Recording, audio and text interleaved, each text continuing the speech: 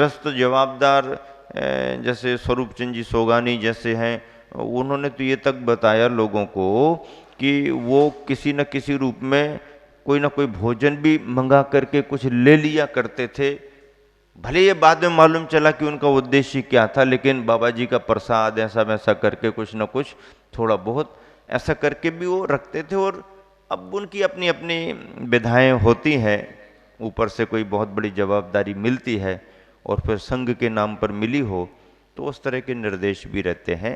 हालांकि इन सब बातों से संघ को कोई लेना देना भी नहीं था, और यदि ऐसा वो कर रहे थे तो कोई इसको महत्व भी संघ ने नहीं दिया। और यदि मान लो समाज के रूप में उस इलाके में यदि किसी रूप में तात्कालिक कोई व्यवस्था हो गई तो उसे मना भी नहीं किया और उसको स्थायी रूप में भी रखा नहीं। आचार्य तो ये कहते हैं कि भाई मुनि जीवन स्वतंत्र होता है और जो होगा सो होगा। और ऐसे जीवन में संघों के असुविधाएं भी आती हैं। हमेशा हमेशा ऐसी सिक्योरिटी लेकर के चलें तो मुनि जीवन की स्वतंत्रता किस काम की है। और फिर गुरुवर अपने स्वभाव में उस चीज़ को पसंद भी नहीं करते हैं, लेकिन कभी कोई लोकल व्यवस्था बनाए तो सर्वथा उसका निषेध भी नहीं करते हैं, क्योंकि ये समाज का अपना है। लेकिन उससे कोई लेना देना नहीं। आज भी आगे चलो पीछे चलो, ये करो वो करो, कहाँ कौन कर रहा है, करे तो करे, नहीं करे तो कोई ऐसा ले, और ज़्यादा कर दे तो उसको हाँ आप अपने अपने अपने तक, यहाँ आने की जरूरत नहीं। ये सभी आचार्य के स्वभाव में है। गृहस्थ भी चलते हैं। जिन गृहस्थों को पैदल विहार करने का अभ्यास नहीं, वो भी इस निमित्त से पैदल चलना शुरू करते हैं। और इतने लंबे लंबे विहार में महानगर के लोग अथवा जो भी परिचित श्रद्धालुजन रहे, तो जो अभ्यासी श्रद्धालुजन होते हैं वो तो फिट जैसे रहते हैं तो वो तो चलते ही रहते हैं। लेकिन नए नए जो श्रद्धालु अपने स्थान पर आने से या भावना से जुड़ जाते हैं, उनको इतना अभ्यास नहीं रहता। कई लोगों को छाल ले आ जाए, कई लोगों को असुविधा हो जाए, सोचें अपन पूरा चलेंगे, बीच में रुकना पड़े, फिर उनको गाड़ी वाहन भी रहते हैं, वो तो अपने इंतजाम से चलते हैं। लेकिन कई कई लोगों ने संकल्प लिया और चलने का भाव किया तो चलते भी गए। और चलते चलते स्थिति ये उन लोगों ने बताई कि जब हम लोगों ने सुबह शाम चलना शुरू किया तो भोजन पानी तो पर्याप्त करते रहे, लेकिन सबके कपड़े ढीले होने लगे। क्यों? क्योंकि वजन कम होने लगा और शरीर में फिटनेस अच्छी आने लगी, तो अच्छा भी लगने लगा। और पैदल चलना ही चलना, इतना बड़ा संघ है, किसके भरोसे बिहार होगा? ऐसे इलाके में बिहार हो रहा है जहाँ पर समाज है ही नहीं। 100 150 किलोमीटर पर को एक मकान भी जैन समाज का ना मिले, एक घर भी पूरे गांव बस्तियों में, बस्तियों में ना मिले।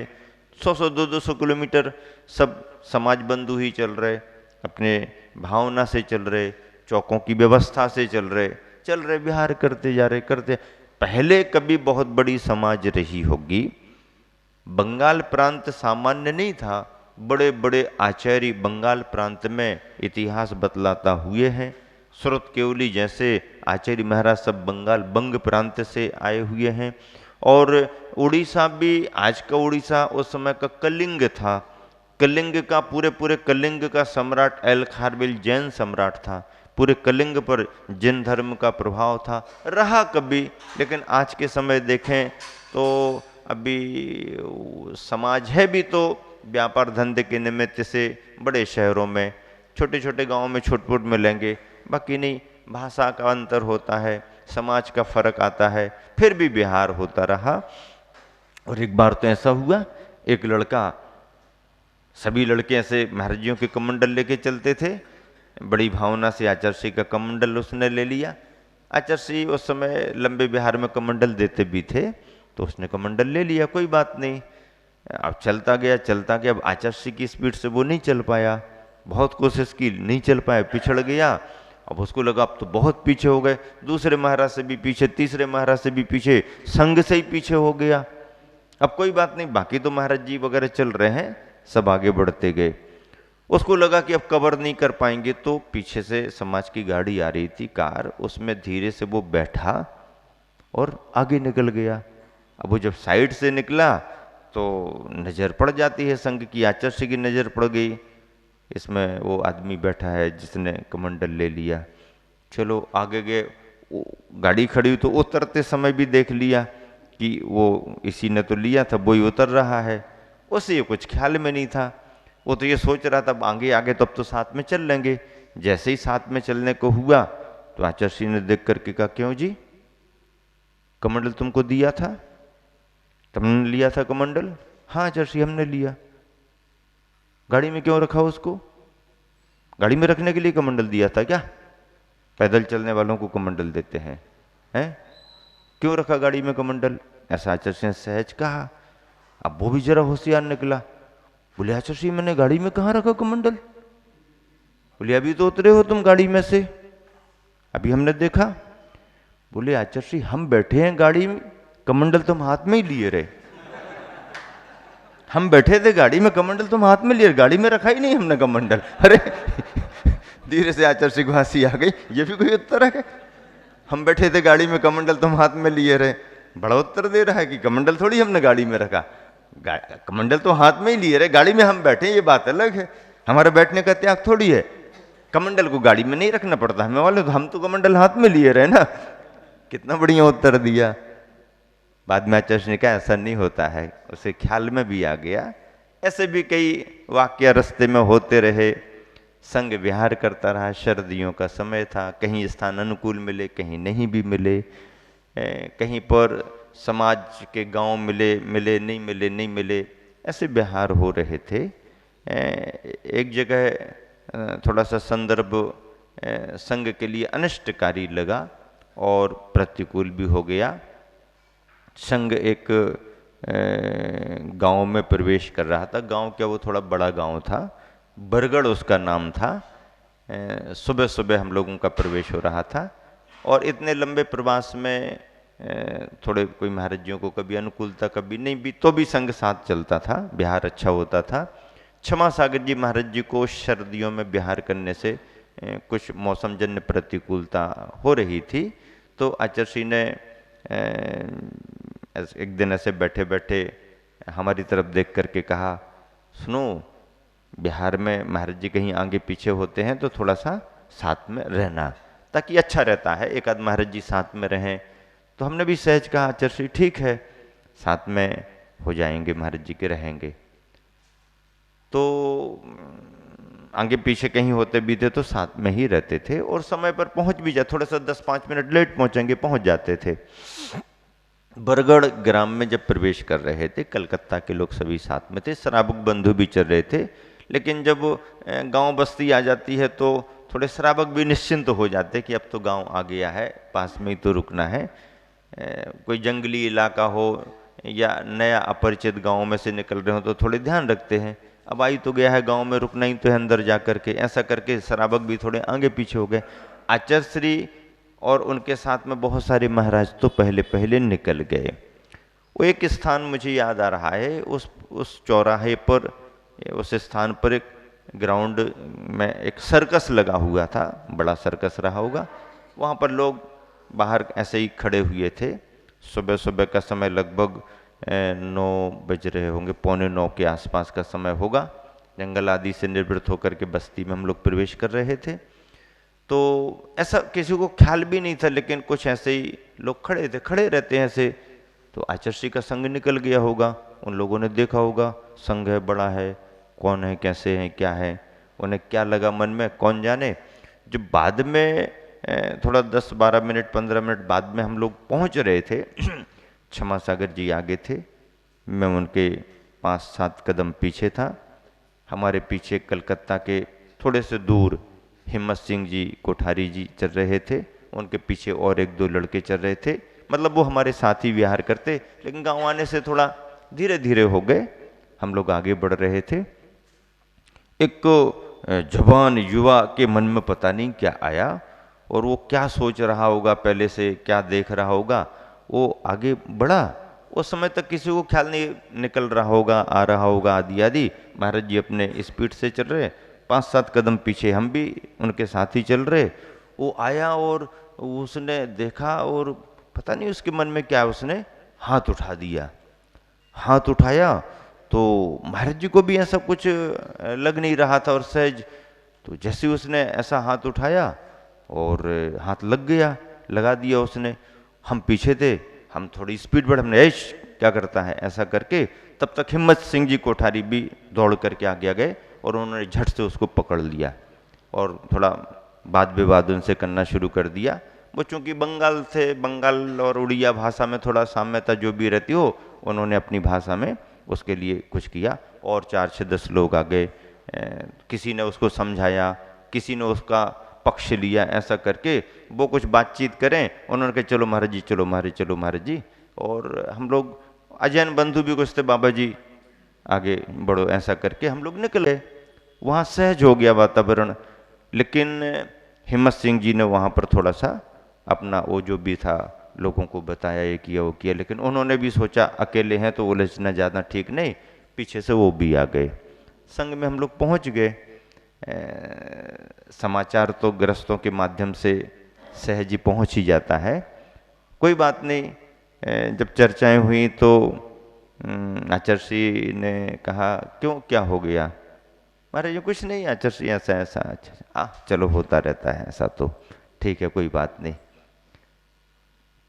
इतने में ही क्या हुआ कि एक हजारीबाग का ग्रुप जो चतुर्मास कमेटी में बहुत बड़ी भूमिका निभाए हुए थे, ऐसे 4-5 बंधु, 5-7 बंधु जो अपने घूमने या भ्रमण के हिसाब से निकले होंगे और लोकेशन उनने ले लिया कि संघ कहाँ पर है कार्यकर्ताओं से, तो वो उस गांव में सुबह सुबह आ गए। तो स्वरूप चंद जी सोगानी जिसका नाम मैं ले रहा हूँ, वो बहुत तेज तर्रार आदमी था, शरीर डील डोल से भी, मतलब समझो कि बहुत बड़े अफसर से वो कम देखने में लगता ही नहीं था, बड़ी मूछें, पर्सनालिटी, ऐसा वैसा। और जैसे वो लोग आके दर्शन किए, और संघ ने तो कुछ कहा नहीं, लेकिन चर्चाओं में उसको मालूम चल गया ऐसा ऐसा हो गया, उसका तो पारा गर्म हो गया। अब उसकी पकड़ भी उस तरफ बंगाल बिहार वगैरह में अच्छी थी, उसने यहाँ वहाँ अपना संपर्क लगाया, ये किया वो किया, प्रशासन के पास पहुँचा और उसने तो कहा कि उस आदमी को तुरंत ही हमारे सामने उपस्थित करो। उसके प्रभाव से पूरे गांव में छानबीन हुई, जानकारी तो थी, उसको थाने वगैरह में ले गए, लेकिन उससे क्या लेना देना, और ये सब हो तो गया।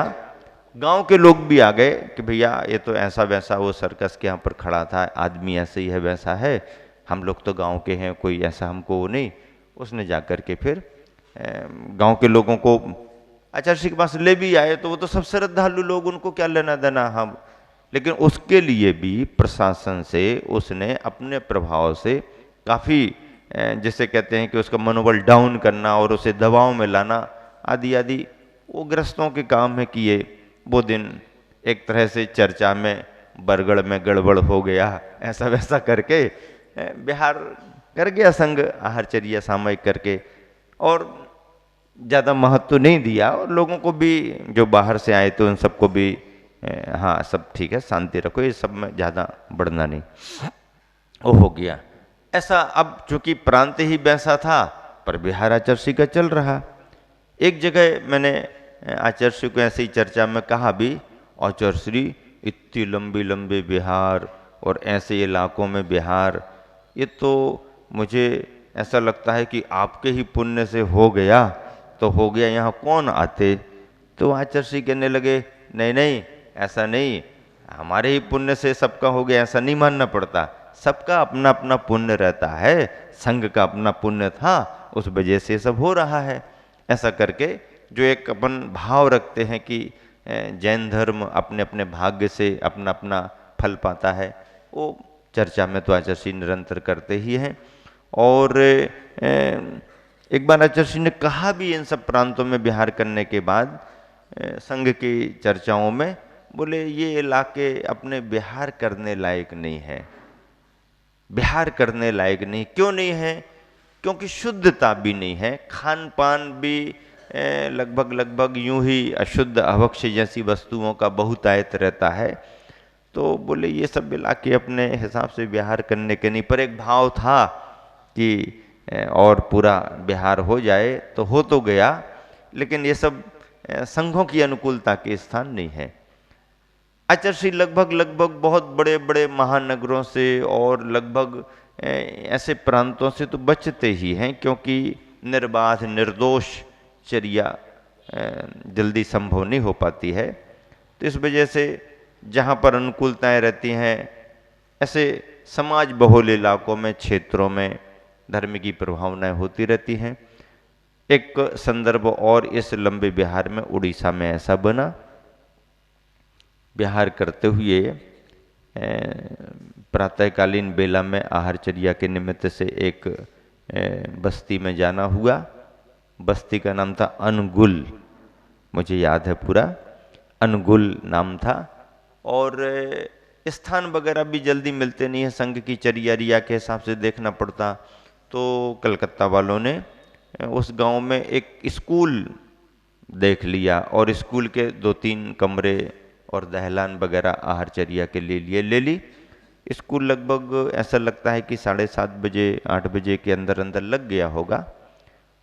संघ पहुंचा लगभग 9:15 9:30 के आसपास।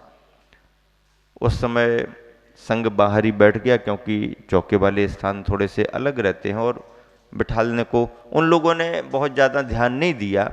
और जैसे स्कूली सार्वजनिक स्थान जो रहता है, ऐसे ग्राउंड में ही चबूतरे के आसपास चौकी पाटे लगा दी और निवेदन किया, तो संघ बैठ गया। आचार्य अपना पाठ करने लगे। उसी समय जो रिसेस होती है ना बीच की, प्रातःकालीन, तो अब वो उनकी छुट्टी हो गई सब बच्चों की। अब बच्चे तो बच्चे, वो क्या जाने, बड़े हों टीचर हों, कोई उम्र के हिसाब का भी फर्क पड़ता है। बच्चे बच्चे की उम्र में रहते हैं, बड़े बड़े की उम्र में रहते हैं। तो अब उसमें भी सब बच्चे एक से नहीं होते, कुछ मन चले होते हैं।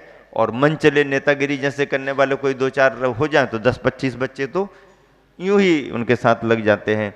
तो वो अपनी उड़िया भाषा में जो भी बोल रहे हो वो तो समझ में कुछ आता नहीं, आया नहीं, लेकिन हाव भाव तो ऐसे समझ में आते हैं कि ये लोग कुछ ऐसा भाव कर रहे हैं। टीचर्स वगैरह जो परिचित थे उन्होंने भी बच्चों को थोड़ा सा आवाज़ दी, थोड़ा सा डांटने का, लेकिन बच्चे तो बच्चे और छुट्टी का समय है, पीरियड अभी है ही नहीं। और इकट्ठे हो गए बच्चे, 2-4 हों तो वो दबाव में रहते हैं, 150 200-400 छुट्टी में हो तो वो तो फिर अपन सड़कों पर देखते हैं ना, अकेला एक आध हो तो बिल्कुल दबाव में रहता है। 2 मिल जाएं तो थोड़े उसके चेहरे पर कुछ भाव बदल जाते हैं। 3-4 हो जाएं तो वो एक दूसरे को प्रोत्साहन करने लगते हैं। और यदि 25-50 मिल के आवाज़ करें ना तो फिर उन्हीं का माहौल दिखने लगता है। लेकिन वो उनका माहौल उम्र का माहौल रहता है, कोई उनके अंदर ऐसा वो नहीं रहता। फिर भी ग्रस्तों को प्रतिकूलता दिखती है। तो उस समय इन लोगों को लगा कि महाराज जी को तो यहाँ कहाँ बिठाल दिया अपन ने, ये तो उनका छुट्टी का समय था।